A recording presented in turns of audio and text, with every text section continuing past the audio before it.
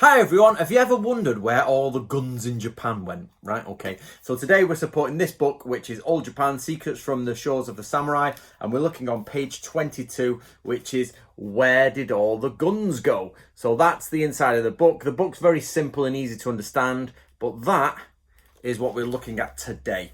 So, people are like, what do you mean guns in Japan? Heretic, what are you talking about? Well, if you didn't know, Japan was at one point in the late 1500s one of the, if not the biggest producer of firearms, Western firearms.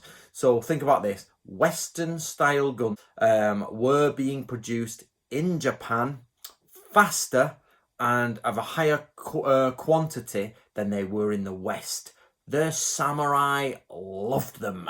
Absolutely loved them. Went potty for them. That's not to say they accepted them at the beginning, but once they saw their effectiveness in battle, when for example, when the Takeda army were massacred, which was one of the most powerful armies in Japan at the time, they were just butchered because they'd done revolving fire and all that. They were like, this is mint, let's buy these things. So as you see over the next few decades, the change between lancers, horsemen, cavalry becomes musketeers, basically. Everybody's got a musket, a flintlock, and then they're all like shooting each other. Samurai, they've got their crests on it, they start to love it.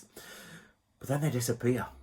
Where do they go? So the question is easily answered. Basically, the winner won. The Tokugawa won, and then guess what? They then got some gun control going on and said, peasants, you're not allowed samurai, you're not allowed guns anymore. And guns, from being literally thrown everywhere and everybody could use them, to being heavily restricted by the government, which of course, I know in America they're having the same problems now. In the UK, we pretty much have a gunless culture now, even though we have gun crime, it's very small compared to other cultures.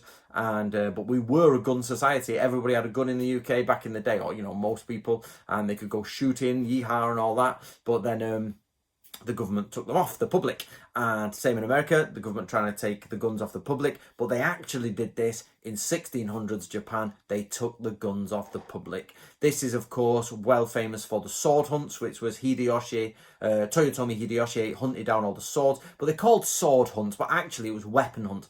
Rifles, weapons, anything. A bit later on, what happened is they started to regulate and restrict who could make guns. So instead of making them as fast as they could for war, next they started saying, well, actually, we only need 400 this year, and we only need 200 next year. And bit by bit, people were losing their jobs, and little pockets of resistance kept up. But over a pretty much short period of time, gun manufacture was extremely well controlled in Japan.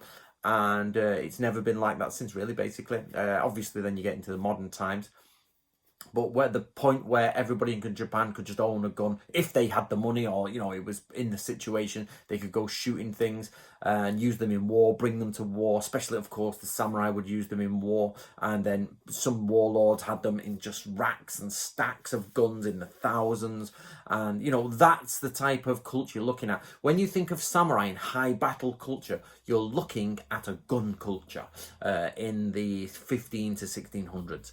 But then it's a very short period. It's only about 100 years of guns, whereas we have hundreds of years of guns. And then they just literally clamp down on it, and everybody returns to the way of the sword. And it's all about Bushido, and they push Bushido, they push Confucianist classics, they do all that. So from a very much middle of the 1500s war, with lots of yin yang theory going in, lots of Buddhism, some Confucianism, with lots of guns. They then change it to heavy Confucianism, heavy morality, lots of Bushido, and lots of swordsmanship instead of marksmanship.